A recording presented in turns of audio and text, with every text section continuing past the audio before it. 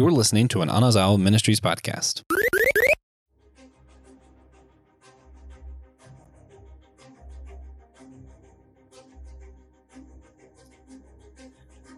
All right. It's time to start our What's New. What can we learn about exploration from Starfield? Why do we tell horror stories to each other? Is there such a thing as being too over the top, even for an anime? And what can we learn from the life of Will Wheaton? We're going to be discussing all these things and more today on Systematic Geekology. We are the Priests of the Geeks. I'm going to stop the music from playing again. And there we go. I'm your host, Christian Ashley. And I am, of course, joined by my co-host here, my friend, Kevin Schaeffer. How are you doing, Kevin? Christian, I'm doing great. How about you? I'm okay, man. It's excellent. We were talking before. This is just a lazy Monday for me. I'm ready to get into stuff. We're going to have a ton of fun here. So we've got some really great quality stuff to discuss. So as we do when this time comes around, we're going to start with our lightning round. And I'm, of course, going to be starting with Ultraman Blazar, which I have been enjoying immensely. It is it's not reinventing the wheel, as it were, but it is also like playing with the old Ultra tropes. Like, I don't know let me ask, how familiar are you with Ultraman before we actually get into that for the lightning round part? So I know some of the basics. I really haven't done like a deep dive, but it's been an interesting resurgence for that IP in the past few years. I mean, I feel like before the last, I don't know, 3 or 4 years, most Ultraman fans were from an older generation. And, it was this kind of like other movies or stories that people grew up in, like the Godzilla era. And then it's had an interesting resurgence in the past few years and coming into comics and stuff. So I don't really have a deep connection, but I have friends who do. And I think it's a really cool universe. And so I'm interested. I'm flipping to you. Like, what is your background with Ultraman? Yeah. Well, I was raised on Ultraman, like with many things, by my dad. He's the one who introduced me to comics and all the movies and almost everything I've watched that wasn't like Disney. That was more my mom. And for Ultraman, I was Godzilla guy first, watched all the classic movies there, got into the ones from the 90s as I was growing up. And he got me to Ultraman 2. Love this show. Like, it's everything that appeals to that little child inside of me. That's like, hey, there's a guy in a kooky suit wrestling with a guy in another kooky suit, and you're just going to have fun. Like, sometimes there's a plot, and that's good. But no, it doesn't get any better than that. Just not to focus too much on this because this is a lightning round. Yeah, it's one of those things where I think we're getting some characterization for the Ultra himself this time. Not to say there's never been some before in past Ultra series. We're dealing with a franchise that's been here for almost beyond 50 years, actually. Like, we're getting to see, like, he may be the last of his kind in this alternate reality we're in. Like, him dealing with some PTSD as well, like hanging out with our host for the season, who is Genta, the leader of our monster fighting squad in, is it Scarred, I think? And the conflict the two of them had, like one trying to be a father, which is also something I don't remember has happened before with our pro tag, who is actually, a 30-year-old man who has a wife and a kid. I'm loving how they're changing that up. Ultraman Blazar has been really great. But I know, even though we did have a discussion last week with James, TJ, and Will, Kevin, we are both going to talk about our feelings on Ahsoka real quick for our part of the lightning round. Kevin, go ahead. Take it away. I will try to keep this brief because I could easily do a whole episode on this. But so I'll just go ahead and say, I have an Ahsoka keychain on my wheelchair, and I got to meet Ashley Eckstein at GalaxyCon last year. One of my all-time favorite characters, and I'll just say I'm loving the show. At the time of recording, last week's episode is just one of the best pieces of Star Wars media. I'd say not just in the Disney era, but of all time. I'll put on both there. It's not just nostalgic, but it adds so much depth to her story, to her relationship with Anakin, opening up more of the world between worlds, which if you've seen Rebels, you know what that is. And I just like being that whole scene and sequences of bringing events and images from the Clone Wars show to live action was done just flawlessly. And I have to give a special shout out to the actor who plays young Ahsoka here. I believe her name is Ariana Greenblatt, if I'm pronouncing that correctly. So she's only like, I mean, she's like a teenager and she's already been in 3 of the biggest like franchises and of all time because she was young Gamora in Infinity War.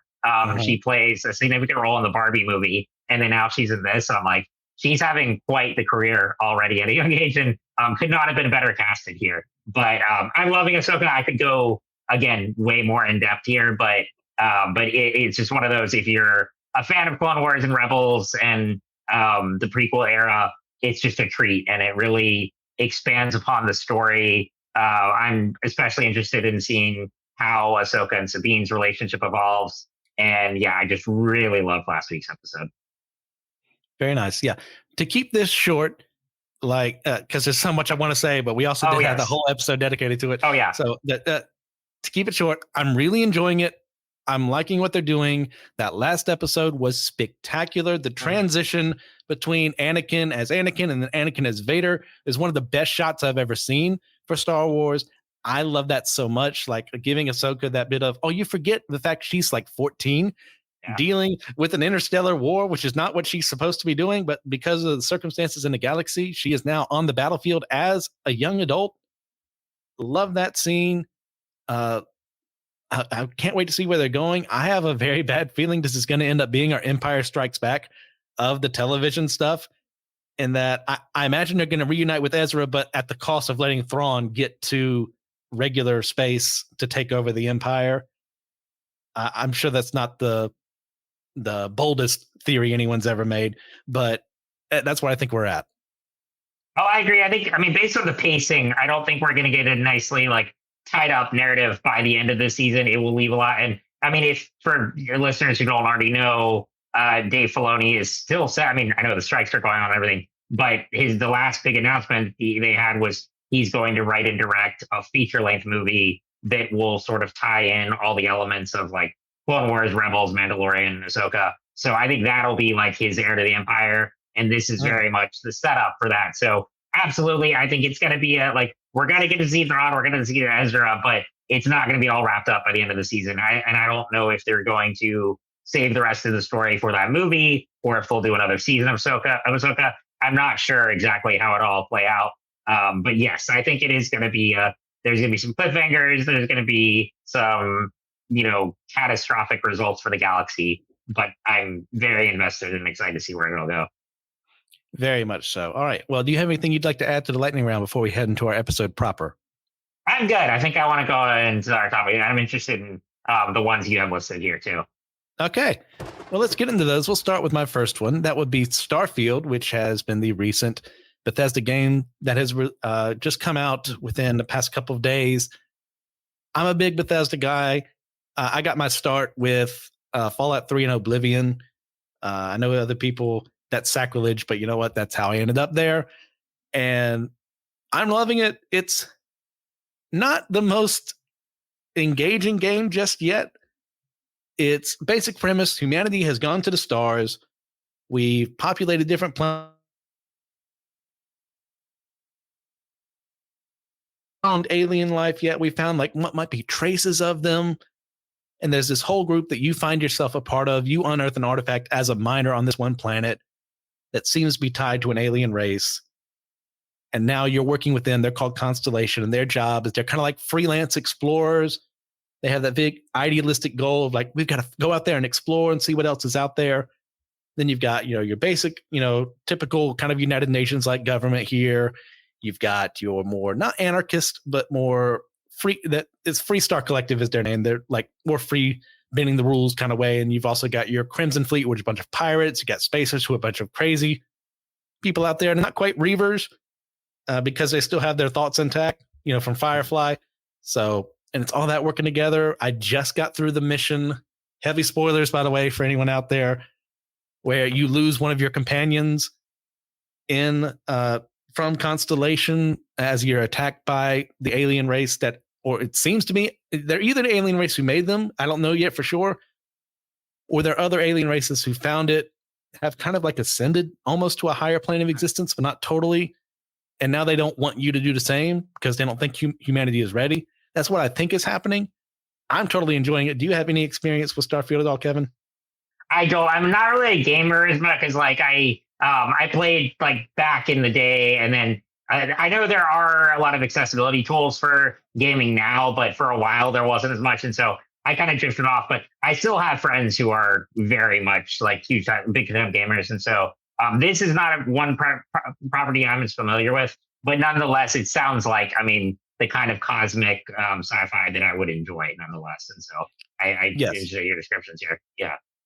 Yeah, this is a brand new IP from Bethesda as opposed to Elder Scrolls and Fallout and all that. Yeah. So Yeah. it seems to be something they want to make more games out of, which kills me as a player because that means we're going to wait even longer for Elder Scrolls 6 and even longer for Fallout 5. And I hate how much game development takes so much longer these days, but I'd prefer that to, artists and writers and developers and designers having to work, 80, 100-hour weeks, right, as it's been in the past. Like whatever it takes to have them have a stable working relationship to get the game polished and ready on their time, I'm fine with that. I'm very impatient. yeah. You get, well, just because of the quality of stuff today, you like want it more and more right away. So that's understandable. But no, this, I mean, I love the aesthetic here of the cover, and like, so as far as story wise and just thematically, what are some of the big takeaways for you for playing this? One of them that I found, like Todd Howard said, one of the creators of Bethesda, is that this is kind of a NASA punk kind of game. So not a cyberpunk or, steampunk or anything like that. Like inspired by that goal of exploration, going out there, finding more. What is our place in the whole of reality? That's actually kind of leans into one of my questions I was going to ask is that, is there any point in exploring the stars when we have so much to wrestle with on Earth? And I say that in light of the game is that Earth itself at this point, no one lives there because there was a great disaster that kind of, it was either shifted to magnetic poles or something like that. So like Earth is a barren wasteland. So that's in their story. But like right now, like you have detractors saying like, why should we be going out there when there's so much we have to deal with here? What are your thoughts on that matter?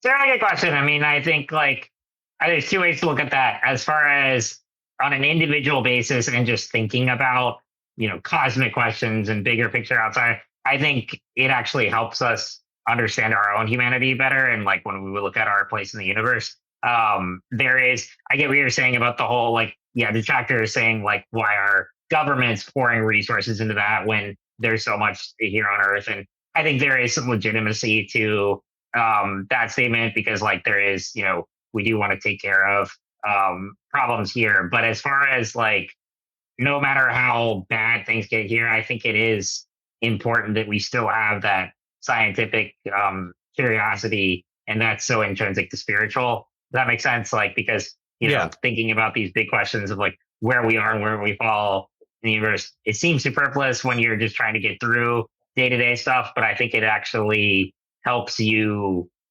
understand humanity's place in things and helps you become more empathetic.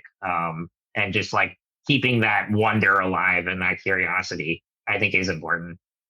Yeah, well said. I mean, there are certainly plenty of things that could be solved, well, or at least worked on as best as possible here, because we're never going to get rid of poverty.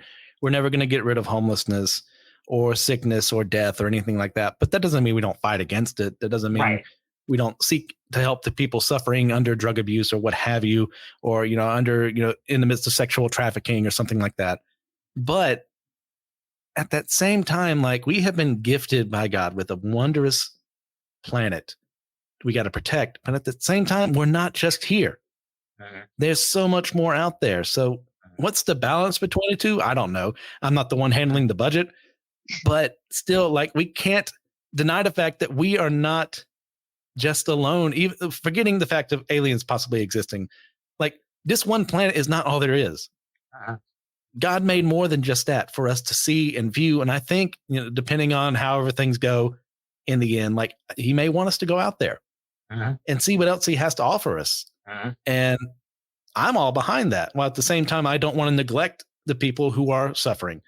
So like, where's the balance? Like, I don't have that answer, but there's got to be a way to balance the two where you're not leaving the people on Earth completely behind while also exploring the stars. And then you get the whole thing of like, well, we're not a united planet, so who gets to control what out there? Yeah. It's not going to be easy. It's a very idealistic kind of tone of you, very Star Trek of like, well, eventually we all got together and then we went out there and, where no man had gone before. And I love that so much. And I think I'm at that part of the story here for Starfield where that idealism is being punished to an extent because you went too far. It's kind of like that, almost not quite a Jurassic Park of, what's the quote? You didn't bother to think if you should, or I butchered the quote. Yeah, something like that. But, yeah. And like, oh, well, we're unchecked because we kept exploring without thinking of the consequences. But at that same time, it's good to be exploring. Right. And I think, again, the reason I say it like makes you more empathetic is like so often we're caught up, and not even in like other people's, but our own everyday problems and like, and things that ultimately are really petty. And then when we think about the vastness of the universe and all the things out there, I think it helps us to look beyond our own circumstances and our own individual problems and say that like, oh, we're part of a much bigger story. And like, it's not, like, yeah, we have things we could gripe about, but ultimately there's things that they pale in comparison to, the bigger scope of everything. And that I think in turn makes you more empathetic to the rest of humanity, the rest of the world. If that makes sense. Yeah, it kind of almost reminds me, is it All-Star Superman where Lex gets the powers for a little bit and he realizes, oh, this is what you see all the time being you? No wonder you're trying to protect us all. No wonder you're such a hero. It's like, oh, okay, I get that. To see the totality of where we are in time and space and go, oh, well, maybe I should be caring about the things back home. Yeah. Oh, Superman is a great lens for that philosophy and everything. Yeah. But but it sounds great though. I mean, I may check out some of the gameplay online just to see, because like, and also the cover here kind of reminds me of some Jeff Lemire books like Descender and Trillium and stuff that are also that kind of like epic space opera. But this great recommendation here. Yeah, I do enjoy the game a lot. It's like I said, it's not the deepest thing in the world so far that I've seen. Maybe that changes along the way. Like there's only so many companions that are actually worth like hanging out with and stuff like that. So I think that's a bit of a downgrade compared to what we got in Fallout 4 and a little bit in Skyrim, but that's okay. Like they're doing their own thing here. I still haven't explored everything like I have for those games. Like how many times have I played them over modded? Too much of my time has been taken away by Bethesda, and they're going to keep doing it to me. But I felt like part of the story is figuring out like that we're not just alone. There is someone else out there. And like I said, I'm still discovering like whether or not they're actually aliens or maybe humans who found some way to get to this, but it seems to me they're aliens. And we've on the show actually had several episodes like what would happen if we experienced alien life. Like I've been on one. We had one before I came on here. But you yourself, as far as I'm aware on these airwaves, have not been asked. So I want to hear your take on it, Kevin. How would you feel should we learn about other intelligent life out there in the cosmos?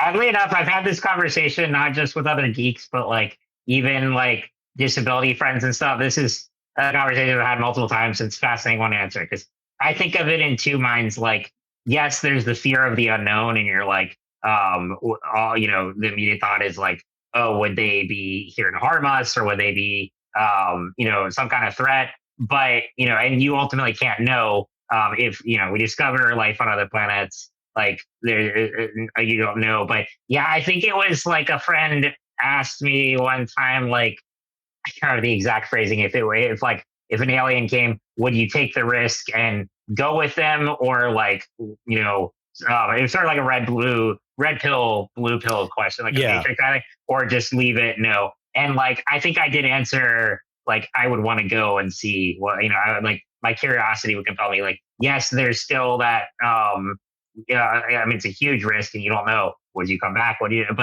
yeah, part of me would really want to. So yeah, it's a hard one to answer because I'm like, it would be fascinating. And obviously my hope would be that they would, another life force would be more advanced, but in a good way from humanity, and would be there to help and to and something we could learn from them. Sort of like in Arrival, the movie with Amy Adams. Like I really love that movie, and I think I like the more optimistic take there. Obviously, there is the possibility of it being like some big classic invasion type thing, but obviously, we wouldn't want that. So yeah, I know that's kind of still leaves it ambiguously, but I would be fascinated in exploring that, and I think it would be really cool if we could build relations with this whole other civilization and species, and they would be mutually beneficial. Well, you said your answer was so ambiguous, but it's such a multifaceted question. Like you have to consider a lot of things before you say, well, I just say yes. Well, like, did you consider if this is an invasion force? Is this a Twilight Zone to serve man kind of situation? Or are you going to be in an alien zoo? Or, are they just going to dissect you when you come back to their planet? Like, you don't know that. Well, or could this actually be a race out there that genuinely wants to look after us? I mean, is there such a thing as an unfallen race in the cosmos? Like you get in our space trilogy, C.S. Lewis, that we do see some there. Or are they just as fallen as us, and they've had to deal and wrestle with sin in their own way, but they just advance faster than us? Like, who knows? And the point being is like, they're out there. And if they are, and I think God is a little too creative just to stop with us. That's kind of my personal opinion. Like I have nothing to prove that with outside of, people are seeing something out there. So whatever that is. And in fact, in December, for our friends out there, for Friday Night Frights, I will be covering the Betty and Barney Hill UFO encounter. So just to get you ready for that, throw that out there. Nice. So as far as rating and reviewing goes, like I haven't finished the game, but I'm feeling like a high 9 right now. Like unless something, either gets worse at the end or gets better, like that's probably where I'm going to stay. So enjoying this game. Our next topic, Kevin, of course, is yours, which would be the Midnight Club, which was that last year? It was last October around. Yeah. So the Midnight Club is from Mike Flanagan and Leah Fong. And Mike Flanagan, I think I've talked about him before on this show, but he's one of the most prominent horror filmmakers today. He did movies like Oculus, Dr. Sleep, Hush, which is great. And then for the last few years, pretty much every year, he's been releasing either limited series, or in this case, this was meant to be more of an ongoing, but only went one season. But all these different horror series for Netflix. And so he started with The Haunting of Hill House. Then he did Haunting of Bly Manor.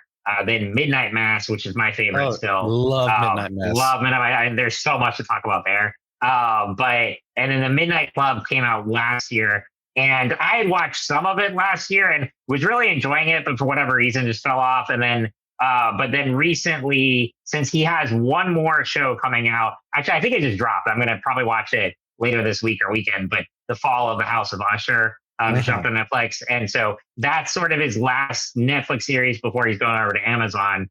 We were talking about this a little before the recording, but the Midnight Club, again, premiered last year. And it was like on Labor Day weekend. I just watched the whole series. Because it's 10 episodes. And this is, so with all of Mike Flanagan's work, there's a real depth to the characters and to the writing. And, it's real, it's that kind of falls into that category of what people call like elevated horror, where it is more character focused and it's trying to say something. And not that there aren't a lot of horror classics that don't, but, it's not your, Saw 3 or something like that. Like these are very like, these are not slashers or, and I really, if anything, I think like his work is the kind of stuff that might bring people into horror that aren't traditionally, viewers or readers of that genre. And this one in particular is a great YA introduction, young adult, if you want to kind of like dip your feet into kind of a YA horror vibe.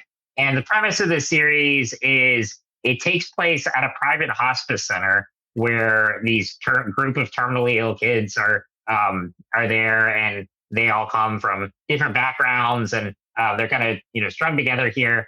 And every night at midnight, they gather to tell ghost stories to each other. And the point of view character was going into college right before she got a cancer diagnosis, and of course, upends her life. And so she comes in here, is introduced to the Midnight Club, and all the while there's this kind of supernatural mystery looming over the facility, and it connects itself to a lot of the stories that the characters tell.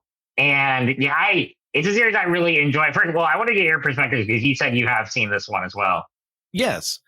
I particularly love this series. Yeah. I don't remember all the names of the people. I don't remember all the stories they told. It's been that long since I've seen it, but I enjoyed the premise.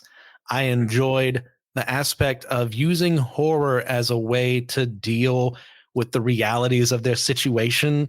I'm a big horror head myself. Love the genre.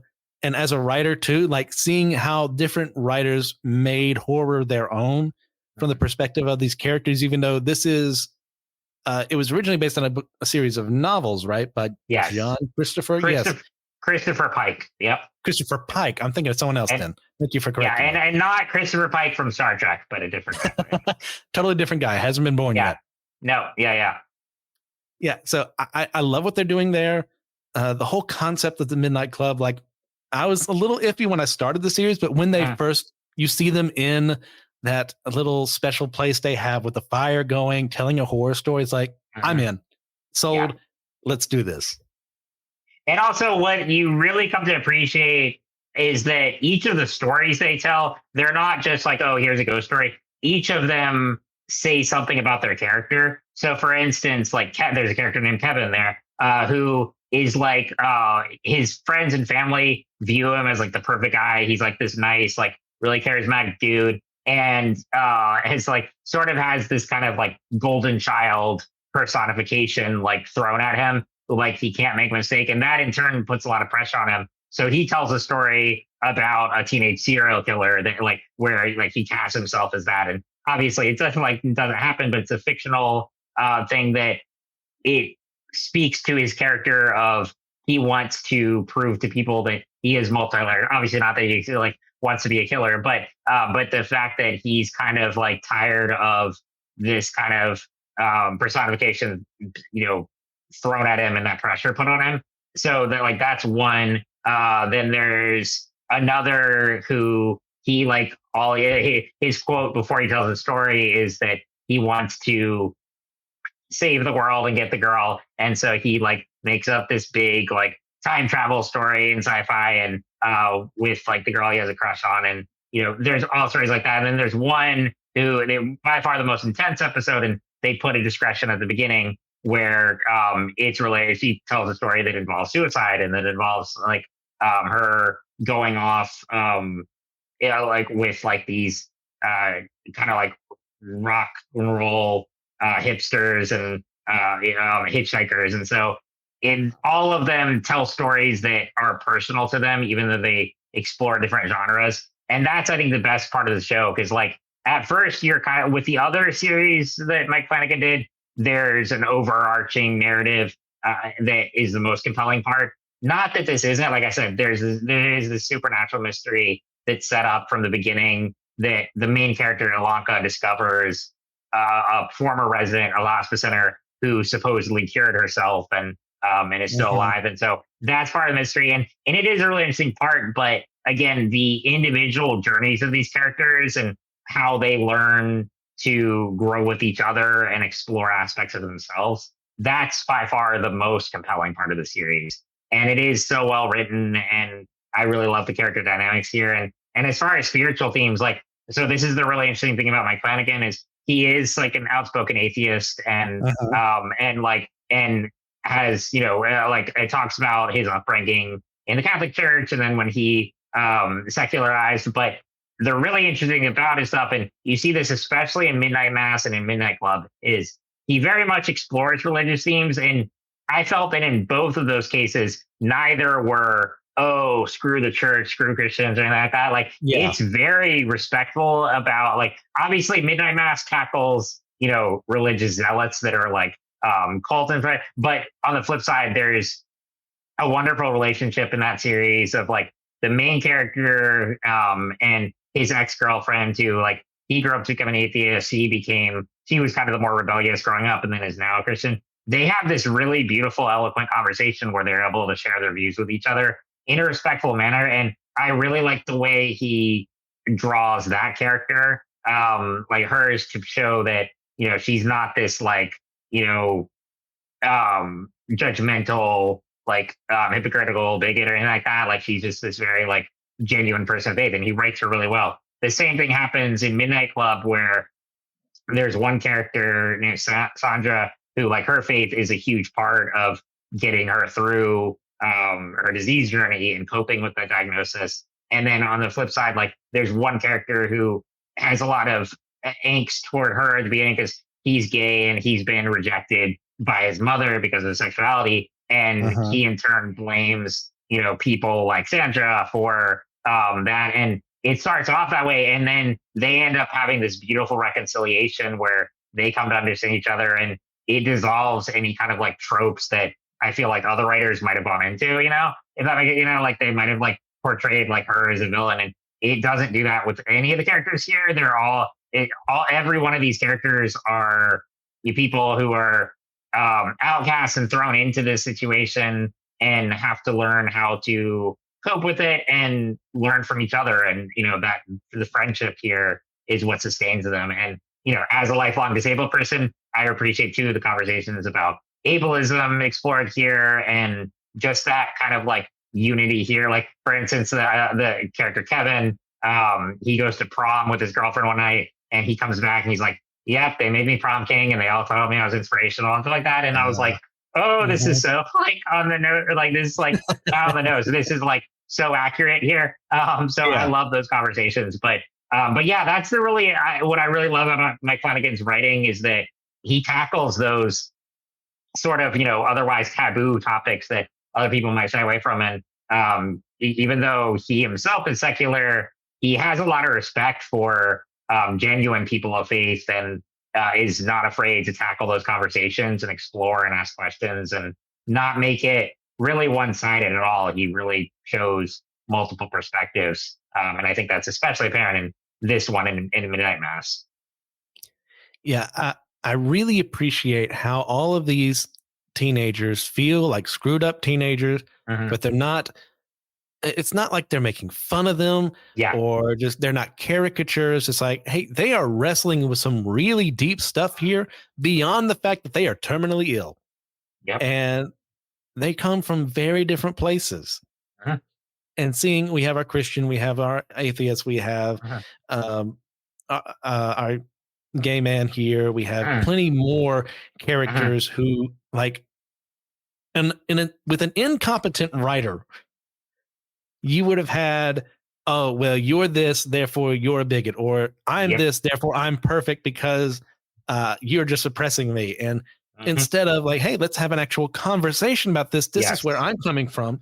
This is where you're coming from. I don't hate you. You don't hate me. We're not going to agree everything between the two of us, but we're going to have a relationship together. And that's something I think the world could really learn a lot from. Like, obviously, I have a lot of things that I hold really near and dear to my heart. But if I don't leave room to listen to someone without saying, and chances are I'm never going to change my point of view, but if I don't listen to them, I'm not really doing a good job of being a neighbor. And I'm called to love my neighbor as myself. So I would expect someone to listen to what I have to say with respect. So why can't I do the same for them? Absolutely. And I mean, I think that alone makes this a series I would highly recommend for Christians and just anyone with a particular faith or ideology to watch, because exactly that, it just opens rooms for conversations. It has very well drawn out characters that, like you said, they're not cliches or stereotypes put on them. These are all very like beautifully flawed people, and they learn from each other. And it's just and it's not just like, oh, this is like a conversation. It's a very engrossing narrative, and it's excellent filmmaking. And yeah, I really highly recommend it. I was glad I went back and watched it all the way through. But yeah, so I don't, and I think of anything else to say that. And yeah, as I mentioned, this one was actually intended to be an ongoing series, and it got canceled. But nonetheless, I still say go ahead and watch it because it does leave you with a sort of cliffhanger and set up for a potential season 2, but it also tells a complete story in this season. I don't think you'll watch it and be like, oh, I like, that was a waste of time. It's very much you get a full story, but also I read something that Mike Flanagan, once it got canceled, he posted like something on Reddit or something where he laid out what they would have done in season 2 for people who really want to find out what happened next. And because again, there's a big tease like at the end of episode 10. But the main story with these characters, I think you get a lot of good resolution. But yeah, so either way, I think definitely go out and watch it. And now I'm really looking forward to the Fall of House of Usher, which is I think it's out now, so I'll probably watch that this weekend. But as far as this one, I'd give it a high like 8 or 9. It's hard to do like numbers. Like there were parts where it slowed down a little bit, and I'm like, I kind of like speed up, but nonetheless, it was a great watch as a whole. And again, the acting's phenomenal, the writing is top notch, and I still think Midnight Mass is my favorite of the ones he's done, but this one I really liked as well. Yeah, rating systems, I love using them, but at the end of the day, they're so subjective. Like, I mean that like on numbering, I might change my like tomorrow. So, but suffice it to say, I really enjoyed this one and would highly recommend. Yeah, what's the difference between a 5 out of 5 system, a 10 out of 10 system, 100 out of 100? Yeah, it's all personal. And for me, I probably rate this near where you are, probably like an 8.5, maybe a 9, depending on how I'm feeling. But yeah, this is well worth it, guys. It is pretty much self-contained, even though there was hope for a second season. Like, there's plenty to get here. Like, this is for younger viewers too. Just know there are some heavier themes discussed here, so it depends on the maturity of the viewer. I highly recommend go check it out. Yeah. Now, next up on our docket, completely different in every way, shape, or form, we have Baki Hanma, Son of Ogre Season 2. And disclaimer, this is so stupid, and I love every second of it. Okay, this conversation can either last a minute or we could go for 50 minutes after this, depending on where we take it from here. Now, let me ask you, Kevin, do you have any idea what this is? I don't. I'm very interested, but like I think I've said before, I've dipped like my anime, but I'm not an expert on it. So more regular animation, but nonetheless, I love the cover here. So go ahead, like tell whatever you want here. Oh, how to describe Baki? Okay, so it's based off of a manga called Baki the Grappler. There was an anime in the late 90s / early 2000s which adapted the early parts of the manga. They stopped for a bit. Then Netflix picked it up, and instead of starting from the beginning, kind of started where they left off from that one from the 90s, early 2000s. So if you start with the Netflix stuff, there's going to be some stuff like you're going to go, wait, who are these people? Why do they know each other? Well, that's because they're not going to explain it. But the central premise is that our boy Baki here is a young martial artist, and his dad, Yujiro Hanma, you see there at the very top of that photo, is considered to be the world's strongest creature. Not the world's strongest man, the world's strongest creature. Is in like he's beaten every human opponent he's ever come up against. He's beaten a lion and tigers and so much more, an elephant, and like all this stuff. This is a series that's kind of the perfect definition of turn your brain off and just watch what's in front of you. Yeah. Like, not to say there's not anything deeper that's brought up here, but at the end of the day, like, I'm not going to be writing a thesis on Baki Hanma anytime soon, you know? That would be pretty impressive if you could, like, It's possible, but it's one of those things. It's his journey. His dad actually killed Baki's mother early on to kind of embolden him to be like, oh, I want you to be the one to end up beating me because I have no one that I can fight 1-to-1 with. And we finally get, after being teased for episodes, for seasons, that final fight between the two of them. And it's that wondrous Baki way of there's stuff thrown at the screen. There's random characters giving flashbacks to stuff that doesn't matter right now. And there's random characters that are being interviewed after the fact. Oh, at that moment, I knew this was going to be the fight of the century or blah, blah, blah, whatever. And in the midst, you're also having ridiculous martial arts moves that don't exist in the history of the world because the human body can't do what they do in the show. But that's part of the fun, is just to see how it can ridiculously top itself. Like the season, this is kind of a half season they just dropped with us. The half season before this, they found in like the ice or stone or something, a Tyrannosaurus Rex about to kill a caveman, which, by the way, even if you're a creationist, doesn't mean you think that they lived together at the same time in the Jurassic Cretaceous period. But in the world of Baki, humans and dinosaurs lived together millions of years ago and actually killed one another. And they had the whole fight of like every fighter in the world showed up. Who's going to be the biggest, baddest guy to bring out who was the biggest, baddest guy all the way back in the day. And you had Baki finally beat him there. And now Baki and his father are fighting. And just part of it is the two of them, like actually having dinner together for the first time as father and son. And that, which goes on to them offending one another and leading into this fight and like who can come out on top. Like, I'm not going to explain everything. That's way too much to go over, but yeah, it's so stupid.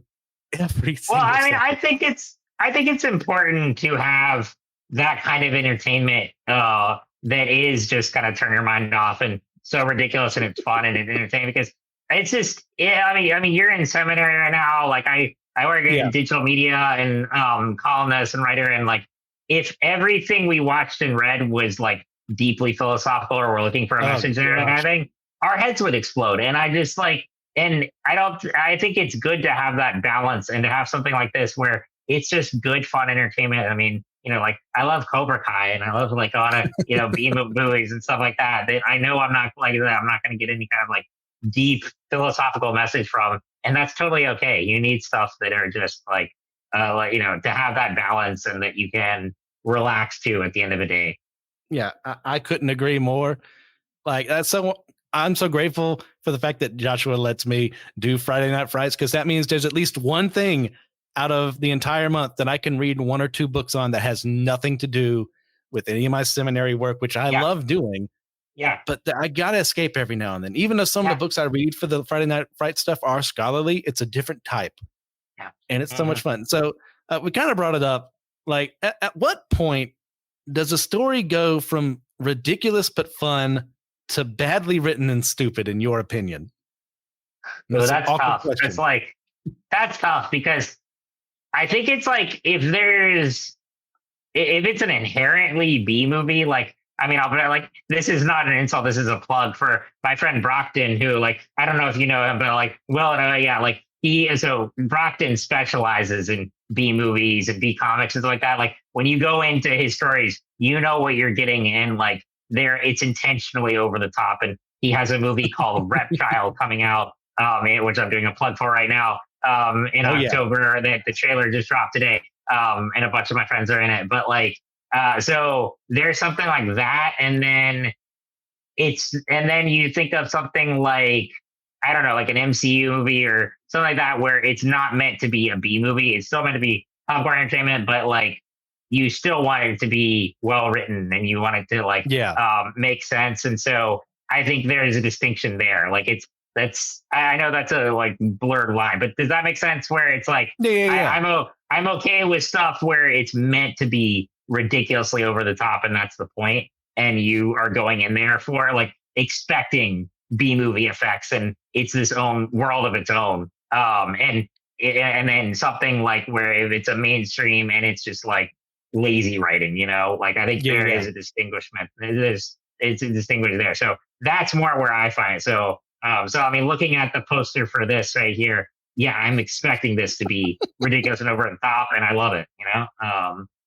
So I know I don't know if that quite answers it. It's a hard. There's a very like ambiguous line there, but yeah.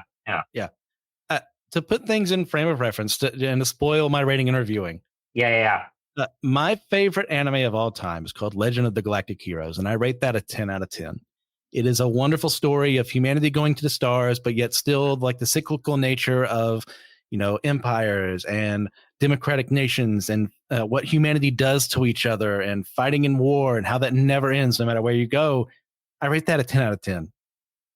I also rate Baki Hanma, Baki the Grappler as a whole 10 out of 10 for very different reasons. It brings me pleasure in a different way. Yeah. It's that point. I think after a point, the author realized the ridiculousness of what he was writing and decided to embrace it rather than being like, oh, that just happened, or, something like that. It's like, no, you have the characters comment on the ridiculousness, but they commenting on it as part of the ridiculousness itself. Yeah. While you're watching stupid things that are inhuman, impossible of being done feat wise by regular people on screen, and you're like, well, it's just happening right now, I'm accepting it. Versus something that's like, it's like that would try to like shallow parody this, be the way to describe that of, oh, well, I'm going to use my technique, I use my technique and I beat you, and that be the line. Versus like, something funny, you could have a witty line in that area. I'm not developing dialogue on screen right now, but to show your appreciation for what you're doing. Like, shoot, I love talking about the thing I'm parodying right now. I love the thing that I'm actually writing right now. And I get a great sense of love and care from something that it's not scholarly, not one bit. Yeah. But it's still fun. So I think that's, to me, it's like, who is taking care of the story makes something good, like, as opposed to something like The Room. Like, The Room is good not because Tony Wiseau, or however you say his last name, Tommy Wiseau. Yeah. Tommy Wiseau is a competent film director. It's because he thinks he is. That's it's the greatest thing that makes that film so iconic, because he thought he was making a Scorsese masterpiece when he went to that. And, it's the like Citizen Kane of bad movies, but in turn has become something so monumental. So that's a whole nother thing there. But yeah. I think it's how you care about it as a writer versus how, like, you think you're an intellectual. That's what keeps something from being ridiculous but fun to badly written and stupid. Like, the Room is badly written and stupid, but because of the circumstances behind it, it becomes ridiculous but fun. Baki Hanma is written, it's not badly written, but it's written in a way that, like, you wouldn't expect from a story, but that makes it ridiculous but fun. So that's why I'm at there. You have anything you just want to add before we go to our next question? No, I think it's very much a specific universe, and you're going to look at it differently than you would something that is more scholarly or philosophical or, art house or whatever. Well, to go to a scholarly question about Baki, one of the themes in this show is the father-son relationship between Baki and Yujiro. And you have this absolute monster of a man who murdered the guy's mother in front of him, and yet he desires a relationship with him. Like, who is this man that's been out of my life, that is the strongest creature on this planet, that he has no one else he can relate to? And he wants me to be that person to relate to him. That complicated feeling of, I don't like how this happened, but at the same time, he's still a man. He's still a person.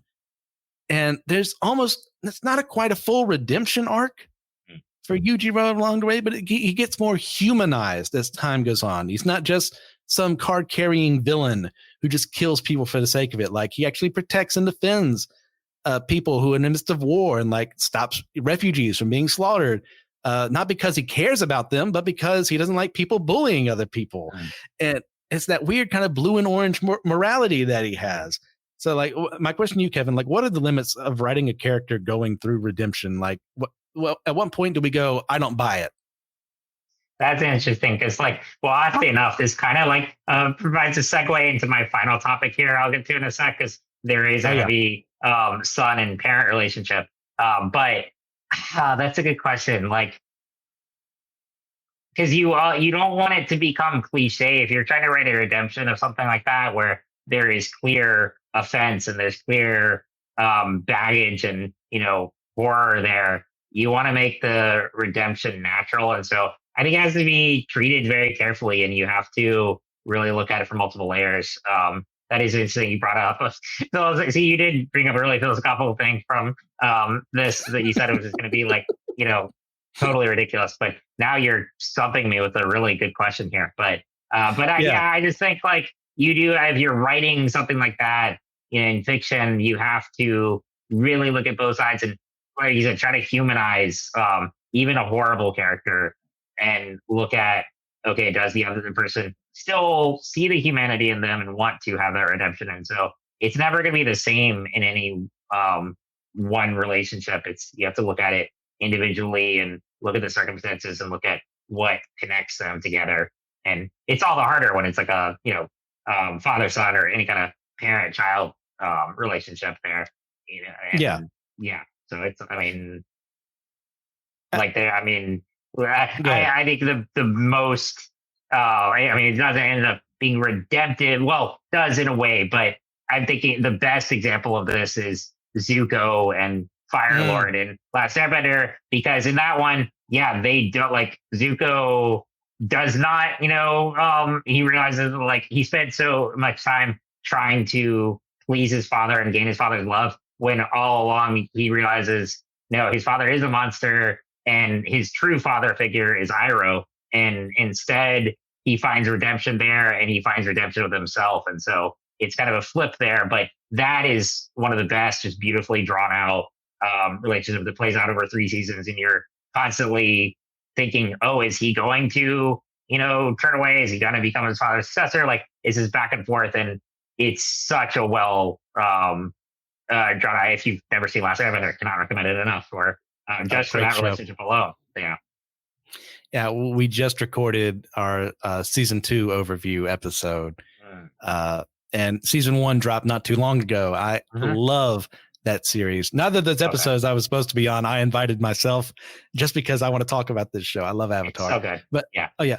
But and Zuko's a great example of a redemptive arc in a series. I think as far as a black and white interpretation of redemption of, someone coming to the realization, I'm a terrible person, I need to turn things around, and even get into Christian context of, God, forgive me for what I've done. Take me, I'm yours. Yujiro Hanma is never going to do that for this series. Obviously, this is a Japanese production. I quoted all the time. It's less than 2% of the population are Christian. That's not going to be the context you're going to get for redemption. But as far as this story is concerned, he has earned redemption to an extent in his own way of, this is his way of seeking reconciliation with his son. It's the only way they can understand each other in the way this world works is through fighting one another. Because he himself is the strongest creature on earth. No one can beat him. He has no one on his level. It's not like he's some brute. He's actually very intelligent. And he's in his own way very caring. But at the same time, he's plucked people's eyes out after he's beaten them. He's killed people that didn't deserve it. And including Baki's own mother. So it's the sense of, he does want a relationship. So that's what makes something good. It's one desiring a relationship with his son. Yeah, sure. Every son wants that from his father. Every father should want that from their son. And he gets it at the end of the series in its own Baki way. So I think the limits for this are, did you watch Steven Universe? No, I need to. I know it's great, but Okay. Yeah, to not spoil things for you, there's a segment that some people take a lot of offense on. I'm not one of them. And they say there are these kind of overlord figures in Steven Universe that have done a lot of harm, not only to the earth, but to their own people. And yet Steven kind of forgives them at the end. It's I agree he should, but they kind of argue it's done too easily. They haven't shown us that they have earned that redemption, but at the end of the day, no one's earned redemption. Yeah. So that's a very human way of looking at things. It's a very, you hurt me, therefore you're going to have to work your way back into my good graces versus what we're actually shown. So I think it depends on how you're writing it. And I think in that particular Steven Universe situation, it's done well enough. It's not perfect, but it's done well enough. And as far as Baki is concerned, it's actually done pretty well too. But we're also going on pretty long, and I can already hear Joshua grinding his teeth. So, Kevin, as I said, this is a 10 out of 10 for me. This is a dumb series. It's a stupid series. I love every single second of it. Go watch Baki from the beginning, the 90s, 2000s anime, and then watch the Netflix stuff, and then read the manga after that, because they're going to have to adapt that too. So, Kevin, take us away for our next topic, which is still just a geek, an annotated memoir from Will Wheaton. Okay, and yes, for Josh's sake, I will try to keep this brief, but hopefully not too much editing. But we'll see. But yeah, I know this is a little bit different from what we usually talk about. It's not a comic or show or movie, but this is a memoir by Will Wheaton, who you may know from Star Trek: Next Generation as Wesley Crusher, Stand By Me, one of my all-time favorite movies, and then also he plays an evil version of himself on Big Bang Theory. So he's a long-time recognizable figure in pop culture. But with this book, so in the early 2000s, he published a book called Just a Geek. And you can see like on this cover, he's holding a copy of that. And this was written like years after he left Star Trek, and he was emerging as a writer, and he published this memoir.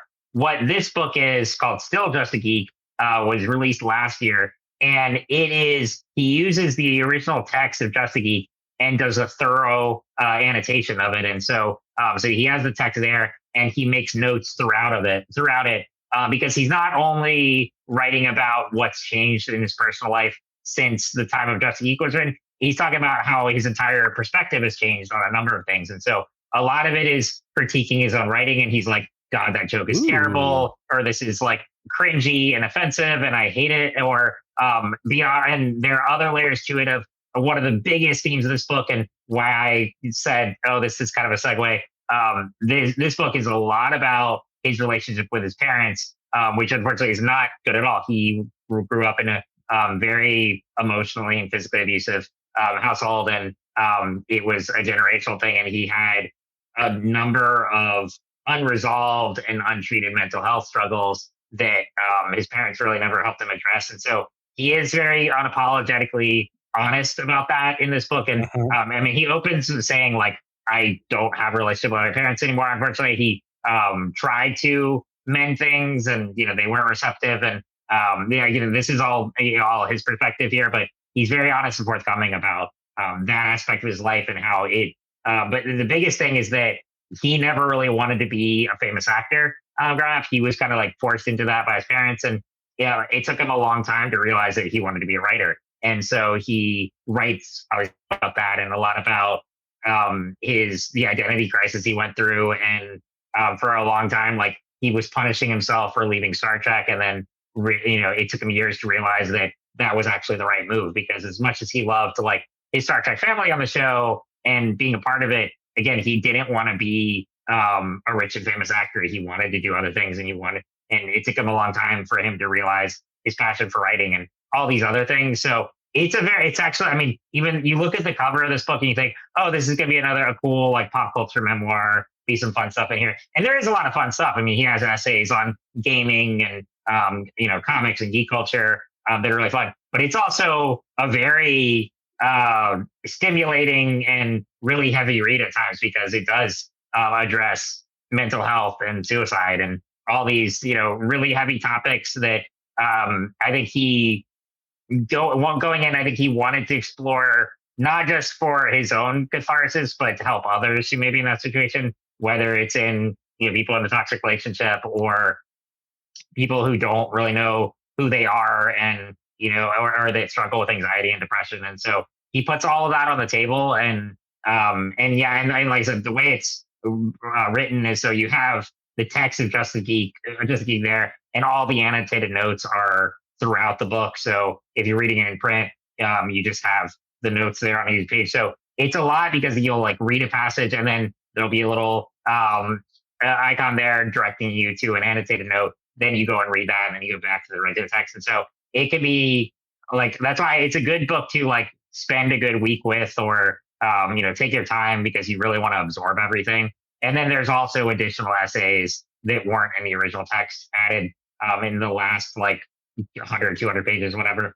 And so it was this is one like Midnight Club, that opens up a lot of, conversations and topics, both spiritually, mentally, emotionally, that are really fascinating. It helps you understand someone, again, a guy who, I think my first introduction to Will Wheaton was, I don't know if you remember the series Falling Skies. It was, I think on, he hosted the after show to that. And that was like before I watched Star Trek, but I was watching that show. And so like I was first introduced to him through that.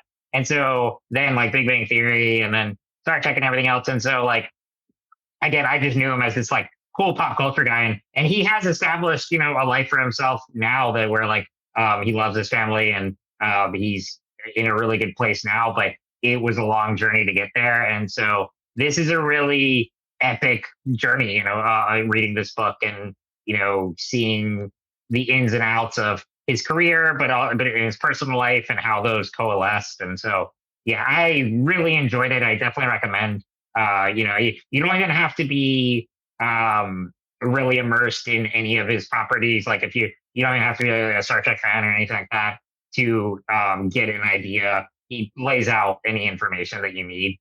But it is, if you're a fan of his work in general, I highly recommend it. And I'm really excited to see what he's going to do next, because he has written some fiction and comics. And so this is, I think, going to be the most personal thing he'll ever do. I could be wrong if he does something again later, but this is a really powerful book to explore. And as someone who reads a lot of memoirs, this is one that I would put pretty high up there. Okay. Yeah. When you described this book, the thing that really came to me was that whole, he's writing over what he wrote before. Yeah. I love that so much.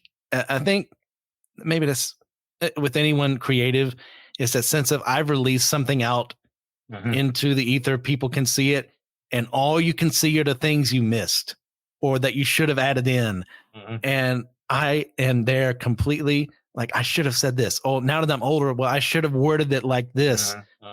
It's like, I wish I could just edit everyone's book at the same time so things would change. It's like, I forgot a comma there. I spelled this word wrong. I used the wrong there. And it's infuriating because you think, well, now there's nothing I can do about it. But you just have to accept reality sometimes. And that's one of the things he did. From what you're telling me about the book, is that, this is who I was then. This is what I was wrestling with then. But now I can look back at this when I'm older and edit this book. And the idea that you can do to something you've already published, as someone who's published several books, that sounds amazing. And Will Wheaton's story himself, I haven't followed everything that he's done. Obviously, I've seen him on Star Trek. I've seen him Stand By Me. He was on the Guild, if I remember correctly. And the Big Bang Theory episodes that he's been on. I've seen a couple of those. Yeah. But yeah, to actually get the story behind the man, where he was, and the stories you're telling me, this sounds like a really great and fun book. Yeah. So, yeah, you have anything you want to add to that? No, I just say, like, as a writer as well, it's so hard to look back at stuff you've written. Like, much like, I mean, for me, like, I mean, I've been writing my column for Estimated Today for a little over 6 years, and I cringe at, like, early ones. I'm like, where it's not even so much the content itself, but just like, oh, that could have been worded so much better. But here it's like, not only he's looking at the writing style, but all the things where, he's just changed so much. And, even like jokes he made that he's like, that is so cringy, and so it's a brave feat to be able to look that in depth and that retrospectively at something you've written and put out in the world, and to confront it and now give your own perspective, 20 years later. That is really bold. And I don't know that I would be brave enough to do that. All right. Well, as far as ratings go for this, how do you feel? Where do you think it's at for you? I would put it really high. I mean, like maybe 9.5 something. And I mean, there's parts where it gets like, I feel like I already read this, but it's, I mean, it's very eloquent, and it is so just honest and raw. And I really love that about it. And that, again, he's not writing for any so much like validation as he is to, get this story out and help others who may be struggling. And maybe there's not the exact same scenario, just to be struggling with identity and mental health struggles, and, trying to provide hope for people out there. I really appreciate that genuineness. And having seen him in interviews since the book came out, I just really appreciate his character. He's one I would love to meet at a con one day and get my copy signed. Excellent. All right. Well, thank you all for listening. This has been an extremely fun episode. Like, when Kevin and I get on, we just have fun, just talking about the stuff we love. I enjoy doing it with them. Which of these topics, Kevin, do you think would be your top recommendation? It's really tough. I think I'll leave it at the Will Wheaton book, but Midnight Club is both of those I highly recommend, because you got a book and a TV show recommendation, two very different, but also hopefully that will inspire a conversation and that you'll come away with something. That's a good one. I want to recommend like all 4 of these, but I don't know if I can, in good faith, justify someone watch Baki as their first anime. So I'm going to say no to that one. I think you need to ease yourself in before you start getting into the ridiculousness that is Baki. Starfield, I'm not sure if I can recommend totally yet because I haven't finished the game. I do enjoy it. I think I'll go with Midnight Club. That was a really good one. Nice. I enjoyed the discussion we had there for that. So yeah, if you have the chance, you could boot up Netflix, watch the Midnight Club, and also watch Midnight Mass, which I also would say is my favorite that he's done. That burning scene on the boat in the middle of the ocean alone is worth the price of admission. Yeah, along the way, we should definitely do an episode on Midnight Mass. I would be down with that one. Yeah. All right. So, listeners, what is your favorite out of the things that we recommended that you guys watch and what's news today? As far as you guys listeners, please just check us out. You can see this on YouTube. We have this on the podcast as well. If you have the chance, just check us out on Patreon. Just send a couple bucks our way just to help keep the lights on here, get things working and flowing, even increase our chances of going to cons as Systematic Ecology to reach out to people. We want to meet you out in the wild of the con field. So just let us know where do you want us to show up to. We'd be more than happy to do that. But remember, we are all a chosen people, a geekdom of priests.